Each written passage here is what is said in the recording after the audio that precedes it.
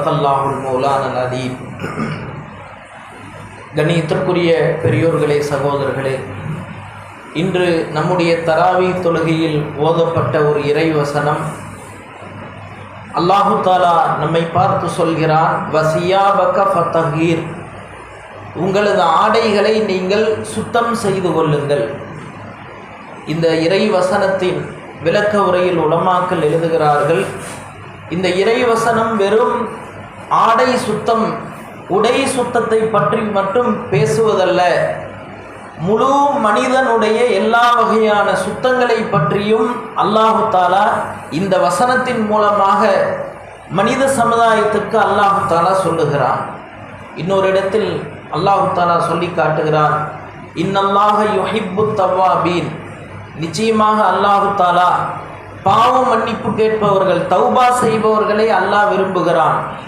அதே போல அடுத்து வருகிறது, வயுஹிப்புல் முத்தத்தஹிரீன், சுத்தமாக இருப்பவர்களையும் அல்லாஹு தாலா விரும்புகிறான்.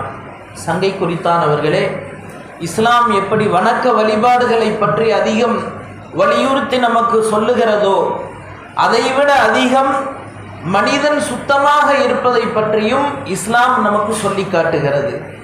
நபி ஸல்லல்லாஹு அலைஹி வஸல்லம் அவர்கள் சொன்னார்கள், வெள்ளிக்கிழமை ஜும்ஆவுடைய நாளில் குளிப்பது மனிதனுடைய ரோமங்களின் அளவு பாவங்கள் மன்னிக்கப்படுவதற்கு காரணமாக இருக்கிறது. உலகத்தில் முதலில் குளிப்பதை ஒரு சட்டமாக சொன்னது இஸ்லாம் மட்டும்தான். எப்பொழுது இஸ்லாம் இந்த உலகத்தில் தோன்றியதோ, நிறைய மக்களுக்கு குளிக்கக்கூடிய பழக்கங்கள் இல்லை. பொதுவாக ஐரோப்பிய நாடுகளில் குளிக்கிற அந்த பழக்கமே கிடையாது. இஸ்லாம் தான் குளிக்க வேண்டும் என்பதை ஒரு சட்டமாக கொண்டு வந்தது. அன்னை ஆயிஷா ரலியல்லாஹு அன்ஹா அவர்கள் கூறுகிறார்கள், ஜும்ஆவுடைய தினத்தில் மனிதர்கள் கிராமங்களில் இருந்தும் தங்களது வேலைகளுக்கு சென்று விட்டும் அந்த வியர்வை வாடையோடு ஒரு நாள் மஸ்ஜிதுன் நபவியில் ஒன்று கூடுகிறார்கள். வெயில் காலம், துர்வாடை அதிகமாக இருக்கிறது. அப்போது நபி ஸல்லல்லாஹு அலைஹி வஸல்லம் அவர்கள் சொன்னார்கள், தோழர்களே, நீங்கள் குளித்து விட்டு வாருங்கள். இதுக்கு அர்த்தம் வெறும் வெள்ளிக்கிழமை குளிச்சா போதும் அப்படிங்கிறதல்ல, குறைஞ்சபட்சம் வாரத்தில் ஒரு நாளாவது குளிச்சிடணும். எப்பொழுதெல்லாம் மனிதன் சுத்தத்தை விரும்புகிறானோ அப்பொழுதெல்லாம் குளிக்கிறது நல்லது தான். ஆனால் சட்டமாக சொன்னது இஸ்லாம் மட்டும்தான். இன்னும் நபி ஸல்லல்லாஹு அலைஹி வஸல்லம் அவர்கள் சஹாபாக்களுடைய ஆடைகளை கவனிச்சாங்களாம். ஒரு மனிதர் அழுக்கான ஆடைகளை அணிந்து கொண்டு மஸ்ஜிதுன் நபவிக்கு வருகிறார். அதை பார்த்து நபி ஸல்லல்லாஹு அலைஹி வஸல்லம் அவர்கள் முகம் சுளிக்கிறார்கள். அவரிடத்துல கேட்குறாங்க, உன்னுடைய ஆடையை சுத்தம் பண்ணுறதுக்கு தண்ணி எதுவும் இல்லையா? நேராக ஒரு போனார், ஆடைகளை துவைச்சு சுத்தம் பண்ணி மீண்டும் அணிந்து கொண்டு வருகிறார். இப்போ நபி அவங்க சொன்னாங்களாமா, முன்னால் நீ வந்த நிலையை விட இது எவ்வளவு அழகாக இருக்குதுன்னு சொல்லி சுத்தத்தை பாராட்டினார்கள். இன்னும் எந்த அளவு நபியவர்கள் சுத்தத்தை வலியுறுத்தினார்கள். போர்க்களம், ஒரு மனிதர் அழுக்கான ஆடைகளோடு வருகிறார். போர்க்களத்தில் சண்டை போடத்தான் போகிறாங்க, யாரையும் ட்ரெஸ்ஸை பார்க்க போகிறதில்ல. அங்கே கூட நபி அவங்க அவர்கிட்ட சொன்னாங்களாமா, ஏன் இப்படி அழுக்கான ஆடைகள் அணிஞ்சு கொண்டு வர்றீங்க? நல்ல ஆடைகளை அணிந்து கொண்டு அல்லாஹ்வுடைய பாதையில் வர வேண்டாமா? அப்போ அவரோடு இருந்த தோழர்கள் சொல்கிறாங்க, அல்லாஹ்வின் தூதரே, இவருடைய நல்ல ஆடை இருக்குது, ஆனால் இவருடைய பேக்கில் வச்சிருக்கிறாரு, முதல்ல அதை போய் அணிஞ்சிட்டு வர சொல்லுங்க. அதை அணிஞ்சிட்டு வர்றாரு. நபியவங்க சொன்னாங்கன்னா, இதே நிலையில் நீ அல்லாஹ்வுடைய பாதையில் ஷஹீதானால் அது எவ்வளோ உயர்ந்ததாக இருக்கும். அதே போல் அவர் அந்த போரில் ஷஹீத் ஆயிட்டாராம். போர்க்களத்திலும் கூட நபியவர்கள் சுத்தமாக இருப்பதை வலியுறுத்தி சொன்னார்கள். இன்னும் ஹதீஸில் வருது, 5 தன்மைகள், 5 விஷயங்கள் உலகத்தில் வந்த எல்லா நபிமார்களும் செய்த ஒரு இயற்கை சுபாவம். அதில் ஒன்று மீசையை கத்தரிக்கிறதுங்களாம். இஸ்லாம் சொல்லுது, மீசையை என்ன செஞ்சிருங்க, கத்தரிச்சிருங்க. மீசையை பெருசாக வளர்க்கிறது இருக்குது, இது காஃபிர்களுடைய பழக்கங்களாம். தாடியை வளருங்கள், மீசையை கத்தரியுங்கள். ஒரு தடவை ஹஸரத் பிலால் ரலியல்லாஹு அன்ஹு அவங்க வர்றாங்க, மீசையெல்லாம் ரொம்ப பெருசாக இருக்குது. நபி அவங்க தன்னுடைய மிஸ்வாக் எடுத்து மீசையை அளவு வச்சு தானே வெட்டி விட்டாங்களாம்.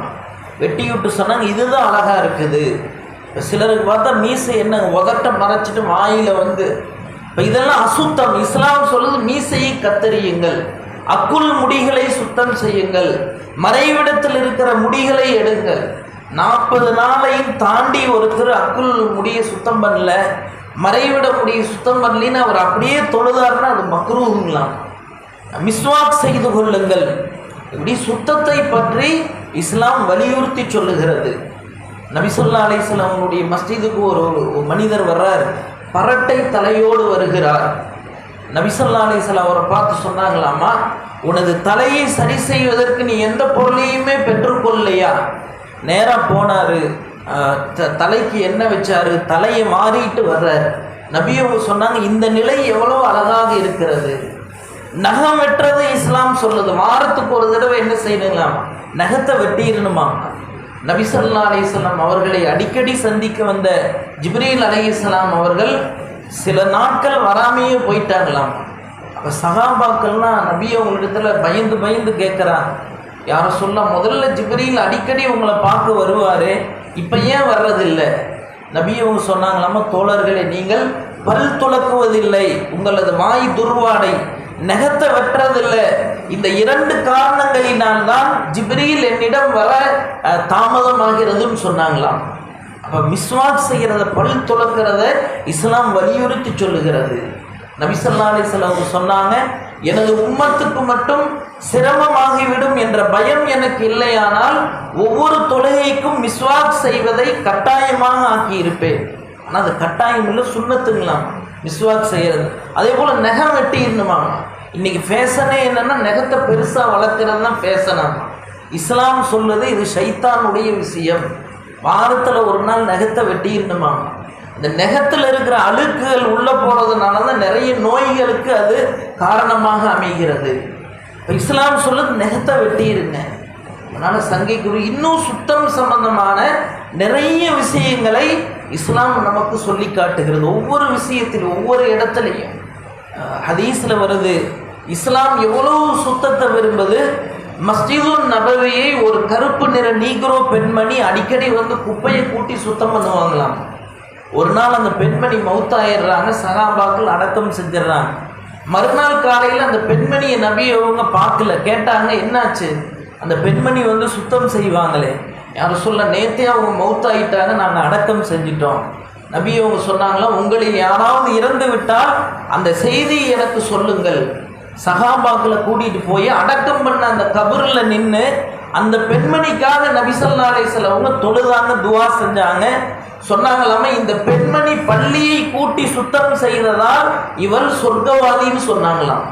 இப்போ இஸ்லாம் சுத்தத்தை எவ்வளவு விரும்புச்சுன்னு சொன்னால், அந்த பெண்மணி பெருசாக எந்த அமலும் செய்யலை, பள்ளியை கூட்டி சுத்தமாக வைத்தால் நபியும் சொன்னாங்க அவள் சொர்க்கவாதி. இன்னும் நம்முடைய வீட்டு முற்றங்கள் சம்பந்தமாக வருது, உங்களது வீட்டு வாசல்களில் குப்பைகளை சேர்த்து வைக்காதீர்கள், குப்பையை சுத்தம் பண்ணி வையுங்க. எந்த வீட்டில் குப்பையை சேர்த்து வைக்கிறாங்களோ, அழுக்கான ஆடைகளை சேர்த்து வைக்கிறாங்களோ, சாப்பிட்ட பாத்திரங்கள் கழுவாமல் கிடக்குமோ, அந்த வீட்டில் வறுமை வருகிறது. அன்னன்னைக்கு அந்தந்த பாத்திரத்தை கழுவிருந்துங்களாம், குப்பையை சேர்த்து வைக்கக்கூடாதா. இதையெல்லாம் இஸ்லாம் சுத்தத்துடைய அந்த விஷயங்களில் நமக்கு சொல்லி காட்டுகிறது.